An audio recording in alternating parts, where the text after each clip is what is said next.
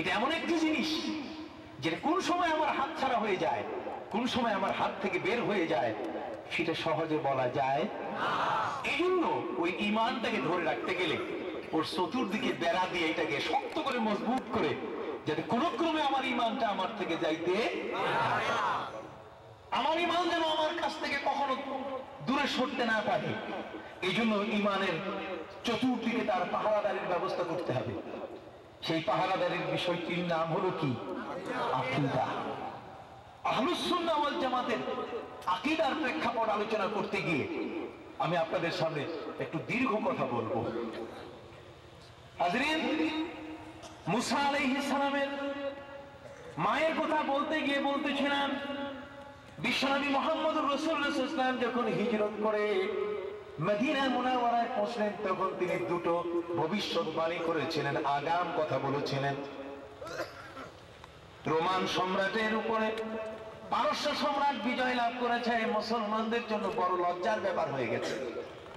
কারণ খ্রিস্টানরা এরা প্রায় মুসলমান, খ্রিস্টান আর মুসলমানের মধ্যে ওই প্রাথমিক যুগে সূচনা লগ্নে খ্রিস্টানরা মুসলমানদেরকে আশ্রয় দিয়েছিল, কথা খেয়াল করেছেন। এবং কোরআন শরীফের মধ্যে আল্লাহ পাক রব্বুল আলামিন নবী করিম সাল্লাল্লাহু আলাইহি ওয়াসাল্লামকে বলেছেন, হে রাসূল, আপনার 80 সদস্যের একটি কাফেলা ইথিওপিয়ায় গিয়ে যখন বাদশা নাজ্জাশীর কাছে আশ্রয় গ্রহণ করল, তখন সেখানে কাফেরদের পক্ষ থেকে আমর নামে একজন ব্যক্তি, যিনি পরে মুসলমান হয়ে গেছিলেন, আমর ইবনে আস ছিলেন একজন শক্ত মাপের কাফের। পরবর্তীতে তিনি ইসলাম গ্রহণ করেছিলেন। আমর ইবনে আস ইথিওপিয়ার পার্লামেন্টে গিয়ে বাদশা নাজ্জাশীর কাছে মুসলমানের বিরোধিতা করে বলা শুরু করলেন, মুসলমানদেরকে জায়গা দিয়েন না, এরা সন্ত্রাসী জাতি, এরা দুষ্ট জাতি, বাজে কথা বলে তাদেরকে উস্কানি দেওয়া শুরু করল। বাদশা নাজ্জাশী বিশ্বনবী মুহাম্মদুর রাসূলুল্লাহ সাল্লাল্লাহু আলাইহি ওয়াসাল্লামের 80 কাফেলার দল পাওয়ার পরে ওই মুহূর্তে তিনি পার্লামেন্টের কাছে অনুমতি চাইলেন যে, বলো তো দেখি, তোমরা মুসলমান, তোমরা আমার কাছে এসছো, এই মুহূর্তে আমার পার্লামেন্ট চলছে, পার্লামেন্টের ভেতরে তোমরা দাঁড়ানো 80 জন মুসলমান। কতজন? 80 জন। এই 80 জন মুসলমান, তোমাদের কাছে আমি জানতে চাই, তোমাদের উপরে কি কোরআন নাযিল হয়? এই 80 জনের মুখপত্র ছিলেন হযরতে জাফর তাইয়ার রাদিয়াল্লাহু তাআলা আনহু। ডাক দিয়ে বললেন, হ্যাঁ, আমাদের উপরে কোরআন নাযিল হয়। পার্লামেন্টারিয়ান যারা, সংসদ সদস্য বা সাংসদ যারা, ওই মুহূর্তে সবাই তারা জানতে চাইল 80 জন মুসলমানের উপরে কোরআন নাযিল হয়। আমরা এতদিন যাবত ইঞ্জিল পড়ে আসলাম, ইঞ্জিলের ভাষা আমরা জানি, কিন্তু মুসলমানের কোরআন তো আমরা কখনো শুনি নাই। অতএব আজকে 80 জন মুসলমানের কাছে মুসলমানের কোরআনের তেলাওয়াত শুনবো। পার্লামেন্টে একদল বিরোধী মানুষ এসে গেছে। আপনি কি আমার কথাগুলো শুনছেন? একদল বিরোধী মানুষ এসে গেছে। মক্কার কাফেররা, কুরেশরা পাঠিয়ে দিয়েছে যে মুসলমানদের যেন কোনোখানেই জায়গা দেওয়া না হয়।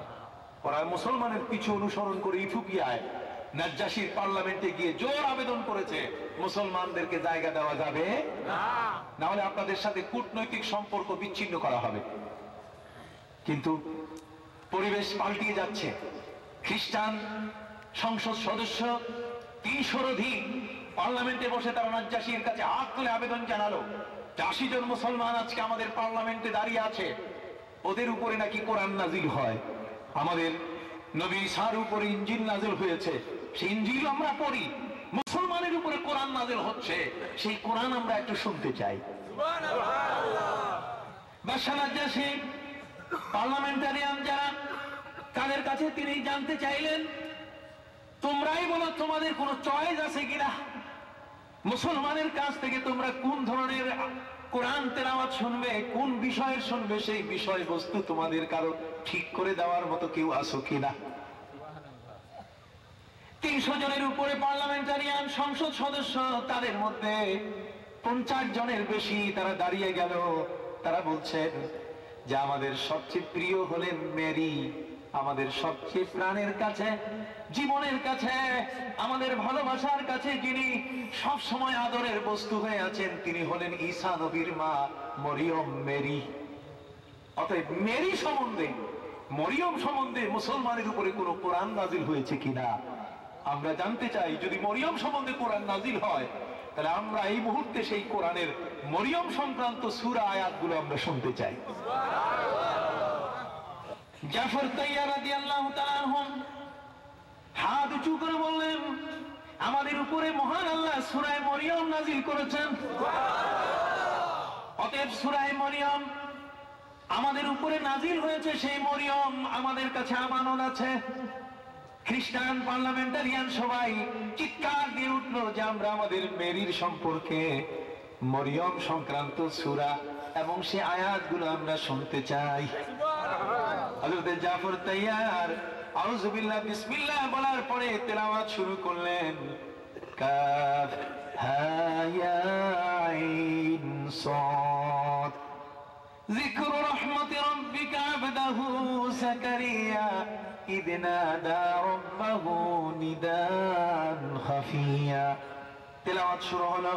তেলাওয়াত করতে করতে এবার মুসলমান হযরত জাফর তাইয়ার তেলাওয়াত করা শুরু করলেন, ওয়াযকুর ফিল কিতাবি মারইয়াম ইয তাবাদাত মিন আহলিহা মাকানান শারকিয়া। মরিয়ম সংক্রান্ত আয়াত যখন শুরু হয়ে গেল, 300 জনের উপরে সংসদ সদস্য সবাই সেই সংসদের মধ্যে দাঁড়াইয়া হু হু করে চোখের পানি ছেড়ে দিয়ে কাঁদা শুরু করলো। যেই সংসদে এতক্ষণ মুসলমানদেরকে জায়গা না দেওয়ার জন্য কাফেরদের দল বারবার উস্কানি দিচ্ছে, আর সেই সংসদের সকল সদস্য খ্রিস্টানরা মুসলমানের কোরআন তেলাওয়াত শুনে সবগুলো চোখের পানি ছেড়ে দিয়ে কাঁদা শুরু করলো। কোরআন বলছে, ওয়াইদা সামিউ মা উনজিলা আলার রাসূল। আল্লাহ সুবহানাহু ওয়া তাআলা একটা পার্লামেন্টে 300 জনের অধিক সংসদ সদস্য, যেখানে মুসলমানের কোরআন সূরা মরিয়ম তেলাওয়াত শোনার সাথে সাথে চোখ ছেড়ে দিয়ে পানি বের করে যারা কাঁদছে, আল্লাহ বলেন এই সিনারিটা আমার নবীকে দেখানো প্রয়োজন। এই সিনারিটা, এই দৃশ্যটা আমার নবীকে দেখানো প্রয়োজন। আল্লাহ পাক রব্বুল আলামিন মক্কা জমিন থেকে নিয়ে ইথিওপিয়া পর্যন্ত 2200 কিলোমিটার রাস্তা, 2200 কিলোমিটার দূরের পথ।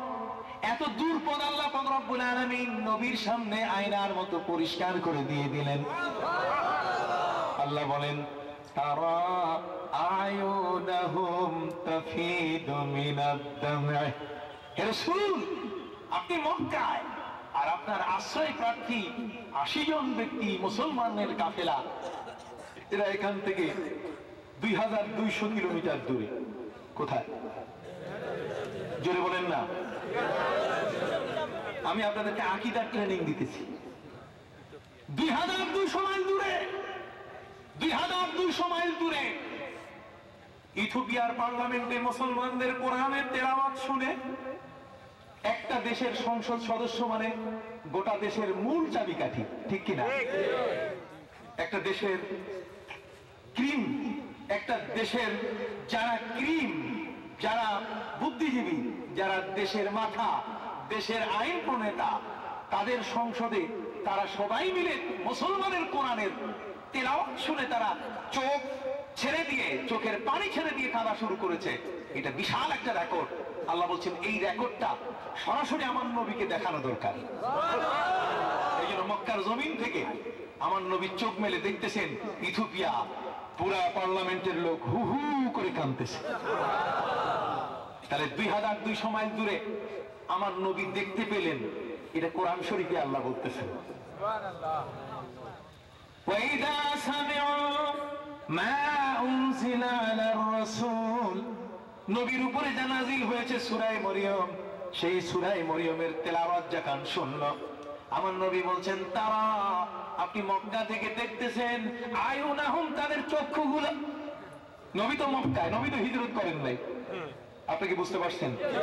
নবীজি কোথায়? মক্কায়। উনি তো মক্কা মুআজ্জামায়। অতএব 2200 মাইল দূরে ইথিওপিয়ার পার্লামেন্টে যে ঘটনা ঘটতেছে, আমার নবী এইখান থেকে সেটা দেখা শুরু করছেন। তাহলে 2200 মাইল দূরে যদি নবী দেখতে পান, তাহলে মদিনার জমিন থেকে বাংলাদেশ দেখতে পান না? কথা বলেন।